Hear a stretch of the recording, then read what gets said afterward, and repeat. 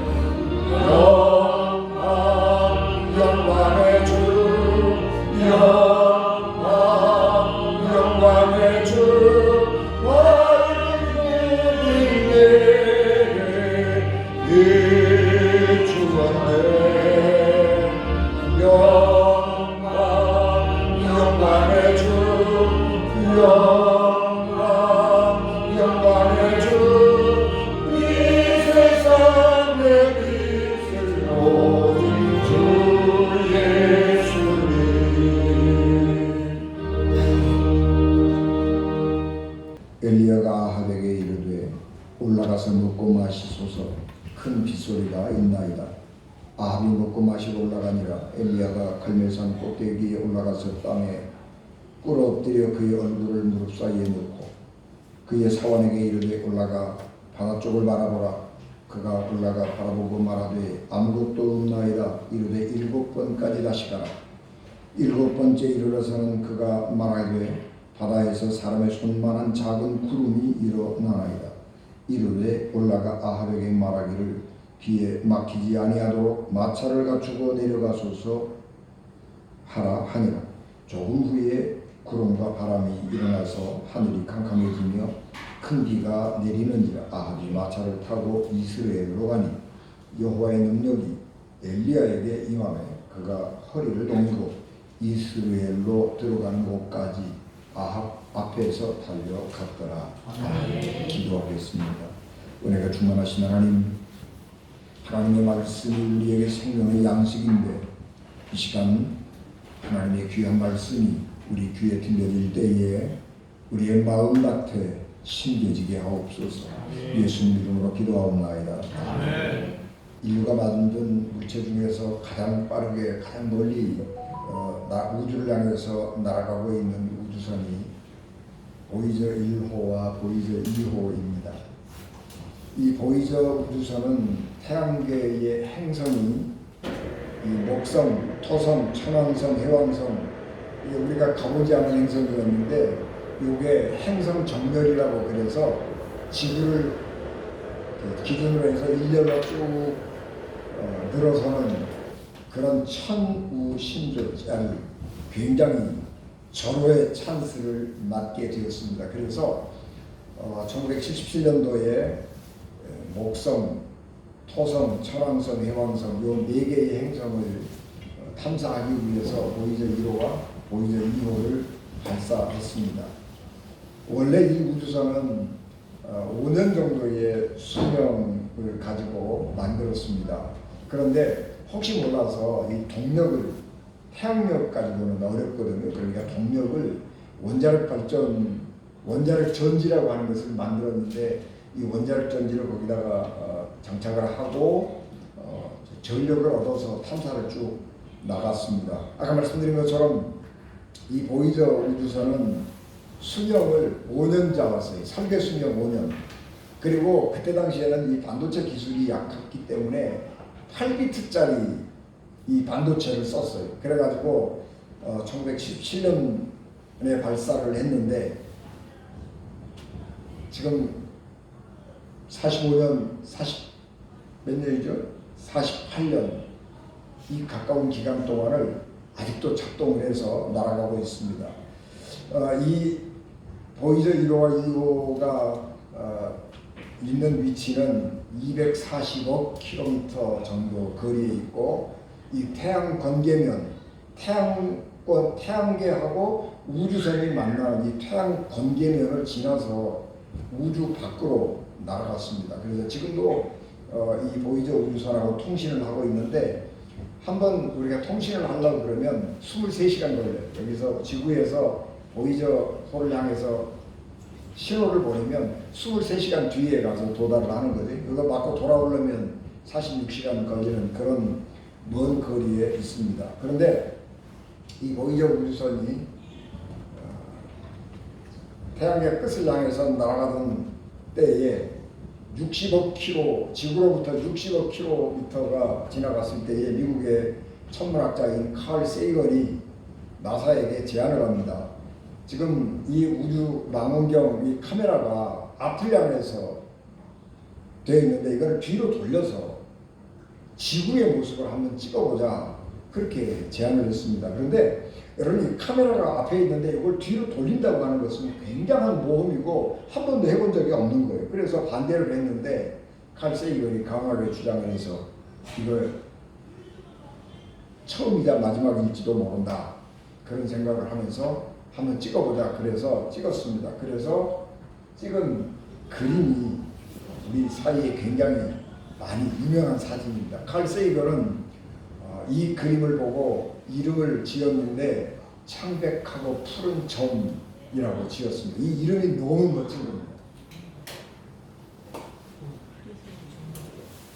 저게 태양광선이 쫙 이렇게 희미하게 지나가고 있는데 저기에 작은 점 하나, 저게 지구 모습입니다. 지구로부터 60억 킬로미터가 떨어진 곳에서 보이저가 잡은 지구의 모습입니다. 그런데 이 지구의 모습이 인류에게 너무너무 큰 충격을 주었고 인간의 생각을 획기적으로 바꾸었습니다. 그래서 이 칼 세이건이 창백하고 푸른 점이라고 하는 이름을 지었는데 이 이름이 기가 막힌 이름인 것입니다.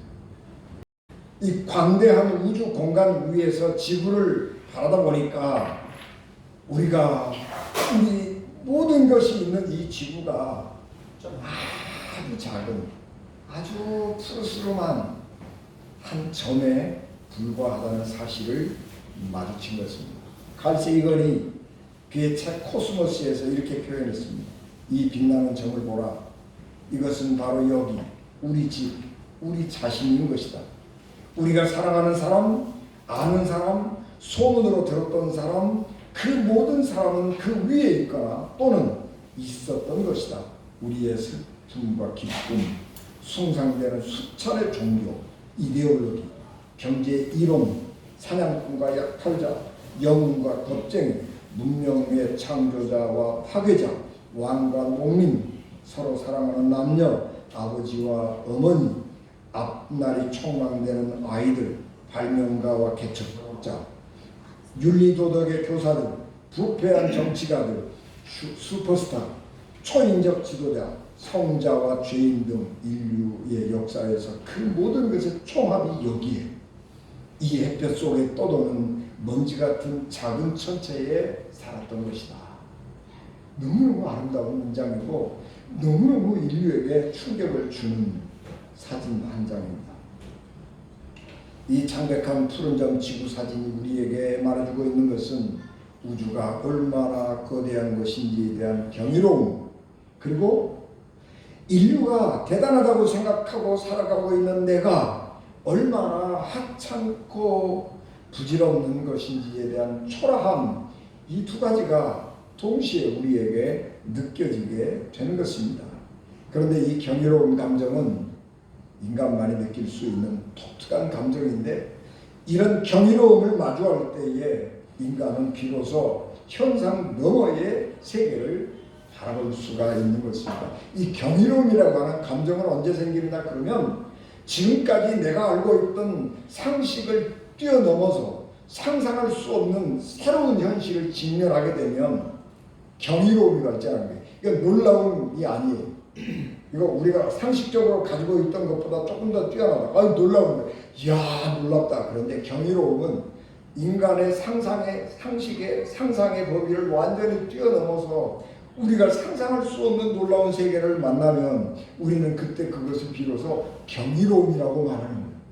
이 경이로움의 감정을 만나면 우리는 동시에 우리가 얼마나 무가치하고 초라한가, 그런 두 개의 감정을 아주 배타적인, 이율배반적인 이런 두 개의 감정을 만나게 되면서 우리 자신들을 다시 한번 보게 되는 거예요. 그래서 우리가 아웅다웅하고 네가 높으냐 내가 높으냐, 네가 잘났냐 내가 잘났냐, 밥 한 숟가락을 네가 더 맛있게 먹냐 내가 더 맛있게 먹냐, 그리고 아웅다웅하고 사는 이 인간의 삶이라고 하는 것이 얼마나 초라한 것이고 보잘것없는 것인가, 그런 생각을 하게 됩니다.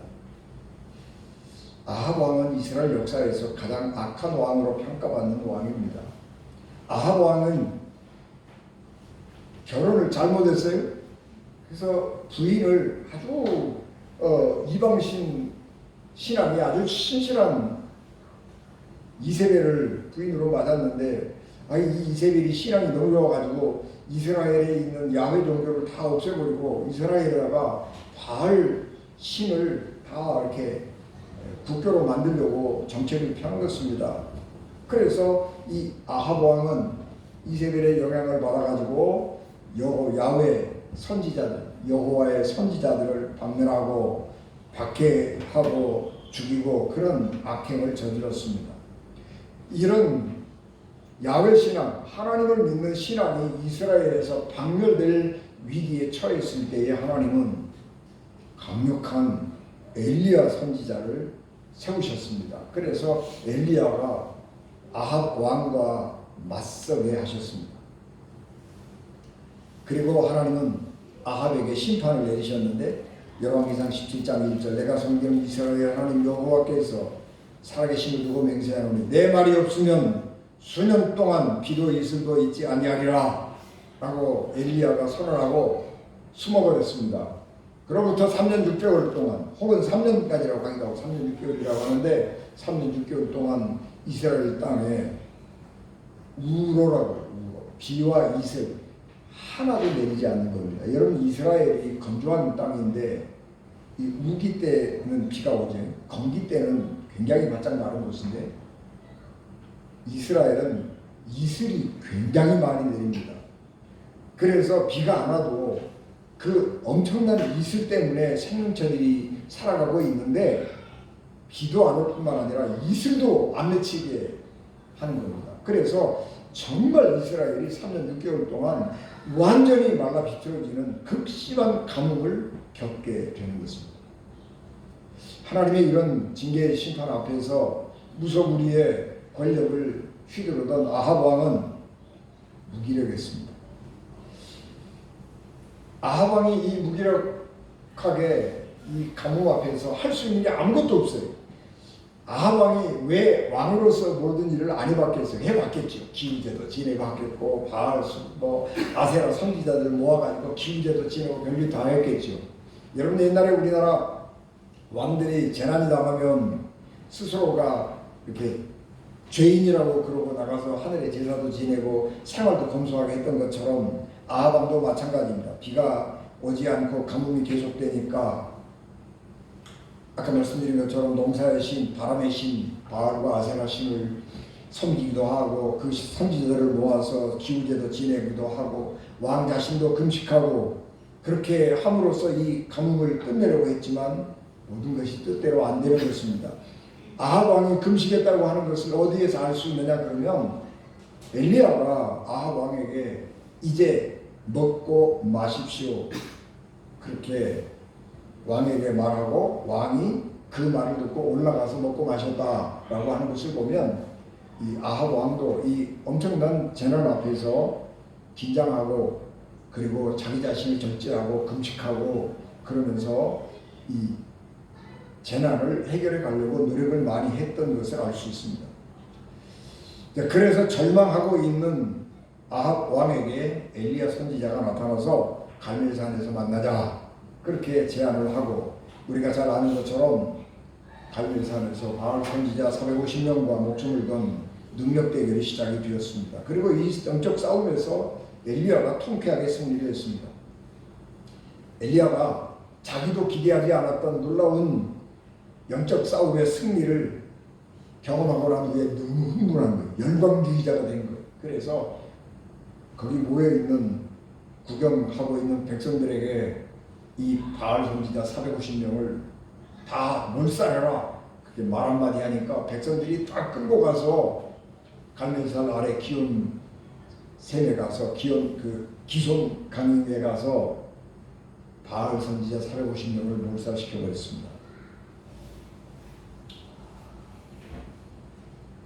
여기서 우리가 공동한 말씀에서 아합 왕은 얼마나 무력한가 하는 것들을 우리에게 보여주고 있는데 이 본문 말씀 속에서 아합 왕은 한마디의 말이 없습니다. 엘리야가 이게 선지자잖아요. 아합 왕하고 엘리야는 이 극단의 대결 구도에서 양 대치하고 있던 선지자입니다. 개인이기도 하고요. 선지자를 대표하기도 하고요. 종교를 대표하기도 하고요. 그렇습니다. 그런데 이 무소불위의 권력을 휘둘렀던 아합 왕은 엘리야 앞에서 한마디 말도 하지 못하고 엘리야가 하려는 대로 꼬박꼬박 다 그대로 순종하고 있는 것을 보면 엘리야 이 하나님의 이 재난 앞에서 아합 왕이 얼마나 무기력했던가 하는 것을 우리에게 보여주고 있습니다. 그래서 아합 왕은 그 기세등등하던 그 권력이 치명상을 입은 것입니다. 그래서 정치적으로 아합 왕은 치명상을 입게 됩니다. 이때 엘리야는 전혀 우리의 생각과는 다른 행동들을 합니다. 그가 이 갈멜산 영적 전쟁에서 승리하고 난 후에 두 가지를 하는데 첫째는 엘리야가 지중해가 내려다 보이는 갈멜산 정상으로 올라가서 기도했습니다. 갈멜산 정상에 올라간 엘리야가 땅에 맨바닥에 무릎을 꿇고 앉아서 자기 양쪽 다리에 얼굴을 박고 땅바닥에 바짝 엎드렸습니다. 여러분 한번 해보세요. 무릎 꿇고 앉아가지고 얼굴이 그 무릎에 닿도록 한번 엎드려 보시라고요. 얼마나 불편하죠. 이렇게 불편한 자세로 하나님께 엎드려서 기도하는 것입니다.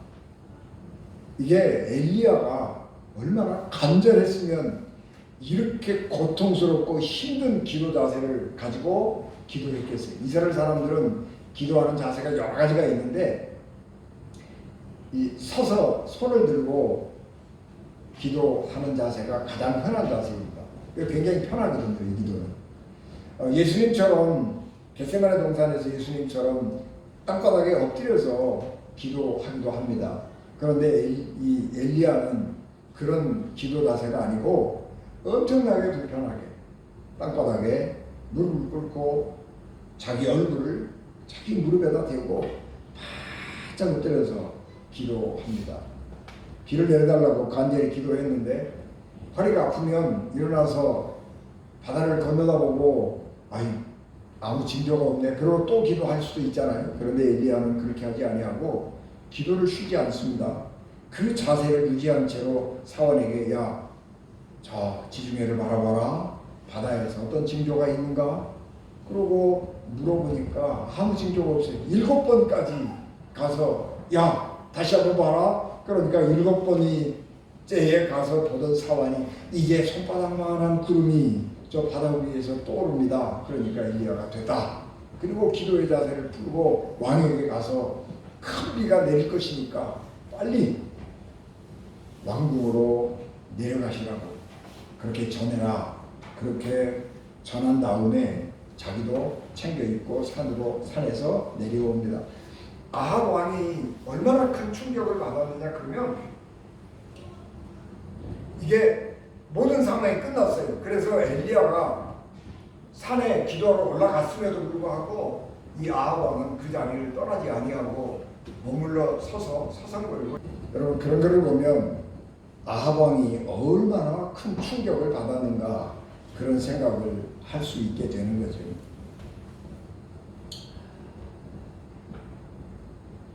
이 아합 왕이 너무너무 충격을 받아서 엘리야가 챙겨주지 않으면 안 되는 거예요. 임금님 가서 식사하십시오. 임금님 비가 올 거니까 빨리 왕궁으로 돌아가십시오. 그렇게 다 이렇게 안내를 해 주는 것입니다. 그래서 이 아합 왕은 엘리야의 말을 듣고 마차를 타고 그 자기 왕궁으로 돌아가지 않고 이스라엘이라고 하는 곳에 있는 왕궁으로 돌아갑니다. 그리고 이 승리에 도취한 엘리야도 너무너무 흥분했죠. 그러니까 옷을 입고 비를 피해서 뛰어가는데 마차보다 더 빨리 뛰어갔어요. 왕의 마차보다 앞서서 이스라엘로 도착을 하게 되는 것입니다. 엘리야가 너무너무 흥분이 되고 또 백성들도 그런 놀라운 광경을 본 다음에 너무 충격을 받았지 않겠어요? 아니 하늘에서 불이 내려와가지고 제단에 재물을 다 태워버리는 이런 광경을 평생에 언제 봤겠어요? 본 일이 없는 거예요. 그러니까 엘리야가 말 한마디 하니까 선지자 450명을 다 죽여버리잖아요. 엘리야가 말 한마디 했으면 아합 왕도 죽여버려 그랬으면 아합 왕이 죽었을 거예요. 그런데 아합 왕을 죽이지 않습니다. 그리고 그는 기도하러 산에 올라갑니다. 그것은 엘리야가 아합 왕을 죽일 수 없어서가 아니고 개인적으로 무슨 원한이 없어서가 아니고 엘리야는 아합 왕에 대해서 원한을 많이 가질 수도 있는 그런 상황이었고 아합 왕을 거기서 죽여버리고 쿠데타를 일으켜서 이 악한 왕, 이 권력을 정권을 뒤집어 버릴 수도 있었겠지만 그는 그렇게 하지 아니하고 왕을 죽이는 것보다 더 시급한 일이 뭐냐 그러면 빨리 3년 6개월이나 지속된 이 지독한 가뭄을 끝내서 백성들이 고통 속에서 벗어나게 하는 것, 그것이 더 중요한 것입니다. 그래서 그는 갈멜산 꼭대기로 기도하러 올라가는 것입니다. 백성들이 회개하고 하나님께로 돌아와서 건강한 정신, 건강한 영혼을 가지고 민족 전체가 살 수 있는 것, 그것이 아합 왕을 처치하고 정권을 바꾸는 것보다 훨씬 더 소중하고 먼저 해야 될 일이었기 때문에 아합 왕은 엘리야는 그렇게 생각을 하고 그 행동을 하는 것입니다. 여러분 우리가 이 땅에서 가장 먼저 해야 될 일이 뭐냐, 그런 것들에 대한 우선순위를 잘 정해야 하는 것입니다. 이것은 정서적인 문제, 감정의 문제가 아니고 합리성의 문제이기도 하고 신앙의 문제이기도 합니다. 하늘에 떠있는 지구를 묘사한 창백한 푸른 점이라고 하는 이 칼 세이건의 말이 시사하고 있는 것처럼 지금 우리는 이 땅 위에 살면서 내 손안에 있는 동전 한 입, 밥 한 숟가락이 최고인 것처럼 싸우고 다투면서 누가 더 높은지, 누가 더 권력이 센지, 누가 더 맛있는 밥을 먹는지, 누가 더 좋은 숟가락에다가 밥을 떠서 먹는지, 이런 것들을 가지고 다투는데 그런 것들이 아무것도 아니라고 하는 겁니다. 아합 왕이 아내의 말을 따라 기세등등하게 휘두르던 권력도 하나님의 심판 앞에서 무기력했고, 하나님께서 재앙을 거두시고 비를 내려주실 때에 화려한 병거에 화려한 옷을 입고 호위무사들에게 둘러싸여 있는 왕도 비를 피할 수 없는 가련한 작은 한 인간에 불과한 것입니다. 아무리 화려하고 좋은 옷을 입고 있다고 할지라도 내리는 비에 왕이 그 옷이 젖지 않을 수 있는 방법은 없어요. 왕의 옷이 젖으면 아무리 화려한 옷을 입고 있다고 할지라도 왕은 추위를 피할 수 없는 것이고 병이 들지 않을 수 없는 겁니다. 그래서 엘리야는 빨리 왕에게 이 비를 피하라고 말했고, 홍수가 내리면 이 길이 막히는 수가 있잖아요. 그래서 빨리 안전하게 이 자리를 떠나라고 왕에게 권면하는 것입니다. 인간은 이처럼 한 걸음만 비켜나서 생각해보면 무기력하고 연약하기 짝이 없는 존재라고 하는 것을 알 수가 있습니다. 그래서 인간은 두 가지를 알아야 되는 거예요. 하나는 철학, 하나는 역사. 이 두 가지를 알아야 돼요. 철학은 삶의 깊이를 들여다보는, 내가 누구냐, 그런 걸 들여다보는 게 철학이에요. 철학이라고 하는 것은 인간이 생각하고 있는 나에 대해서 탐구하는 거예요. 그래서 철학은 내가 생각하고 있는데 내가 무슨 생각을 하고 있는지, 어떻게 생각을 하는지, 이런 것들을 연구하는 게 철학이에요.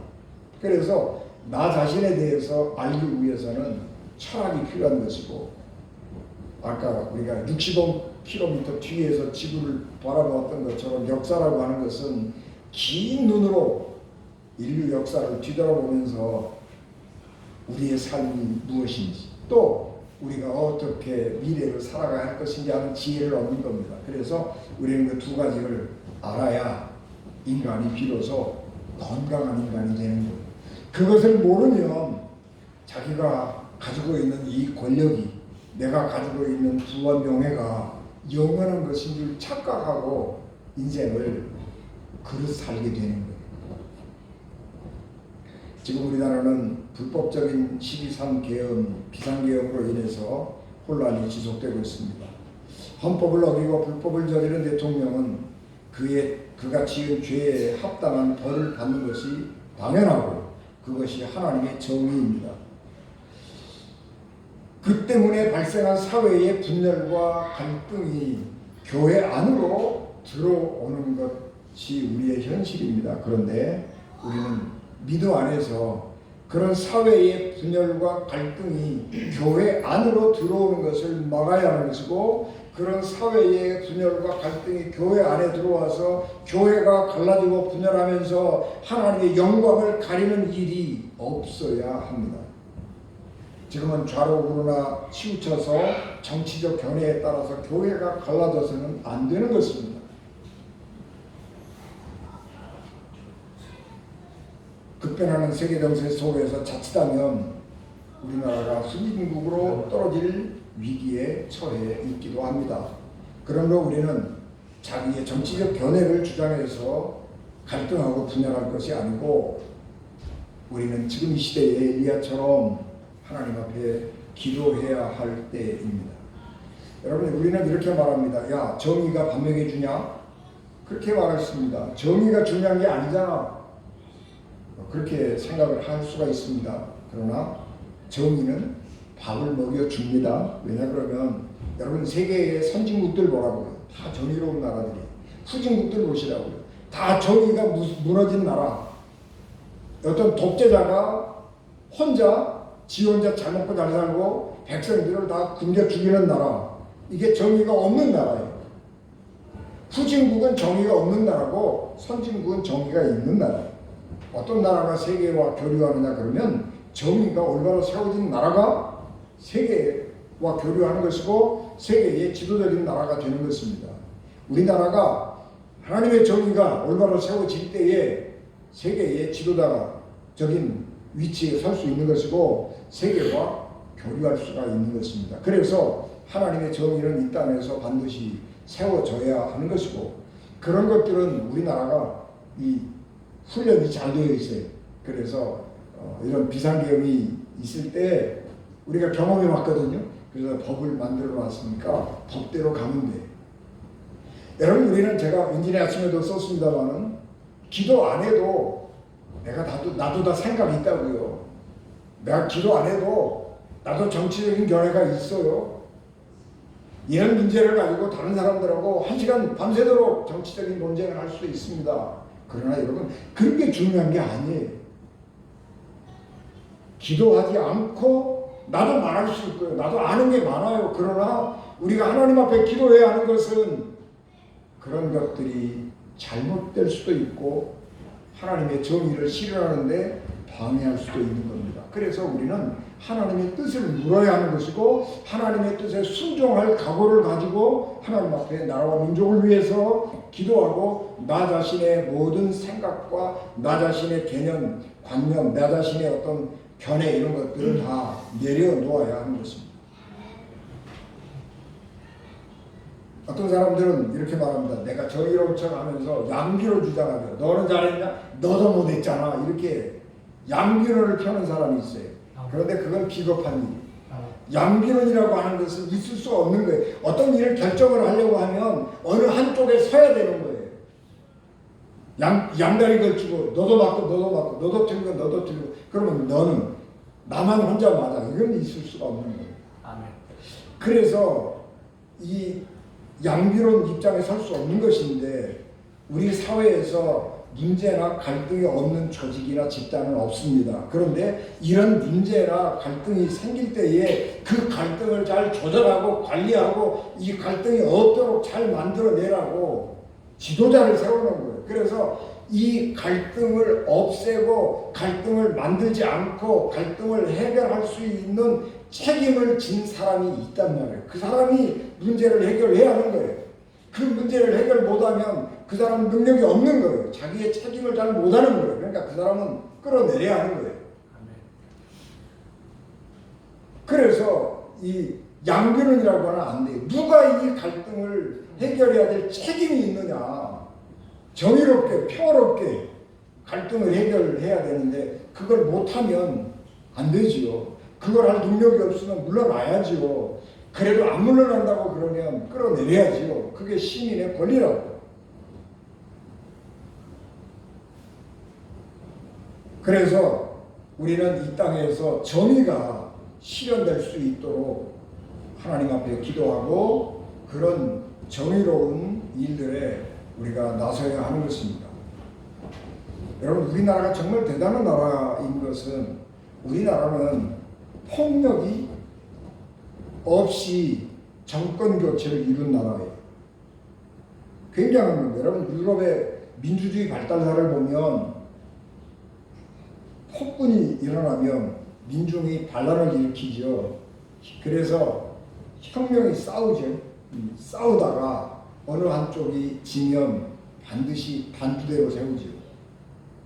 그것이 민주주의의 역사였습니다. 그래서 민주주의는 피를 먹고 자란다 그래요. 그런데 한국은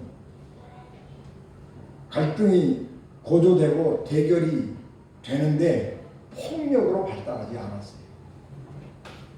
이승만 대통령도 독재를 했지만 내가 물러나야지 그리고 내려갔어요.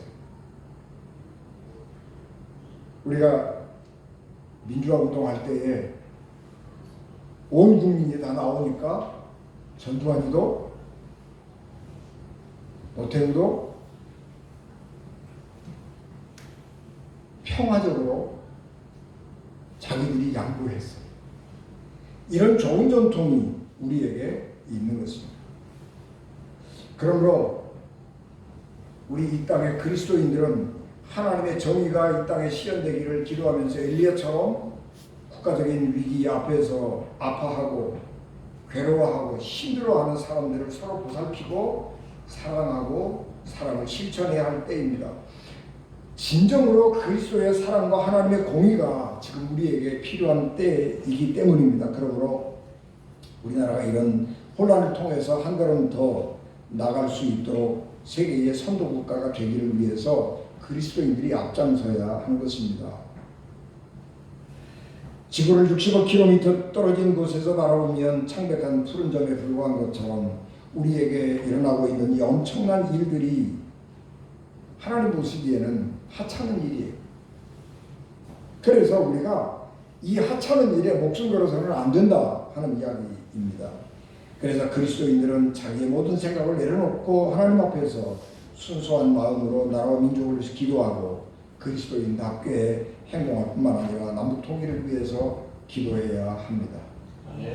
지금은 하나님의 정의가 이 땅에 강물처럼 흐르는 나라가 되도록 엘리야처럼 사랑하고 아픔을 서로 보듬으면서 기도하는 그리스도인 되기를 주 예수 그리스도 이름으로 축복합니다. 아멘. 기도하겠습니다. 은혜가 충만하신 아버지 하나님, 은혜와 사랑과 능력을 저희들에게 충만하게 하옵소서. 하나님이 이 땅의 주인이시고 하나님이 우리의 주인이시고 교회의 머리이시고 왕이신데 하나님의 뜻에 순종하게 하옵소서. 하나님의 뜻을 항상 묻고 진지하게 겸손하게 우리의 행할 길을 가는 저희들 되도록 도우셔서 이 나라 이 민족이 아픔을 통해서 더 성장한 하나님의 나라, 하나님 앞에 쓰임받는 나라가 되도록 은혜와 복을 더하옵소서. 우리 주님 예수 그리스도 이름으로 기도하옵나이다.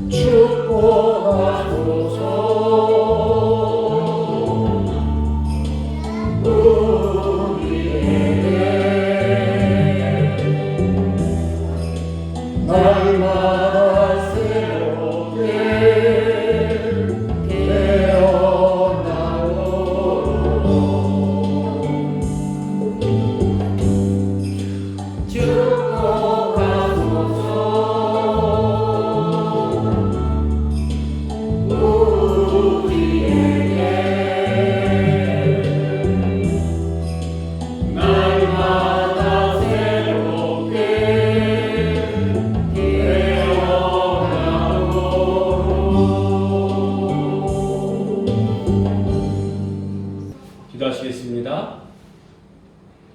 지금은 교회의 머리가 되시며 마지막 순간까지도 기도의 본을 보여주신 우리 주 예수 그리스도의 은혜와 우리의 작은 신음의 소리까지도 들으시고 특별히 우리의 기도에 응답해 주시는 하나님 아버지의 사랑하심과 지금도 우리와 함께 하시며 우리로 하여금 기도할 수 있도록 우리 옆에서 끊임없이 도우시는 성령님의 감동과 기도 충만하심이 힘든 현실 속에서도 기도했던 엘리야처럼 지금 기도해야 할 때임을 알고 하나님의 정의와 공의를 위해서 기도하기를 결단하는 은진교회 오늘교회 모든 성도들과 저들의 가정과 저들의 직장과 주신 기업과 그리고 이 땅의 모든 교회 위에와 그리고 이 자리에 있는 어린아이들서부터 태중에 있는 아이와 태의 축복받기를 원하고 소망하는 모든 이들 위해